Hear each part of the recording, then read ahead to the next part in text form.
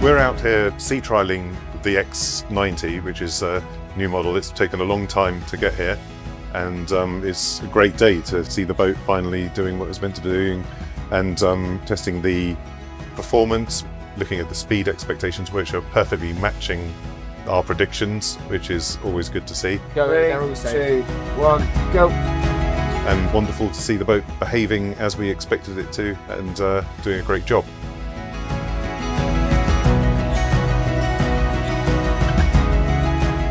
I've tested a lot of boats over the years, from the smallest to the largest we've ever done, and the boat is handling really well, and the test is going as it should do, so it's looking promising. It's always a great surprise, the reveal. You see the baby come to life, as it were, and she was looking great. You know, I couldn't be happier.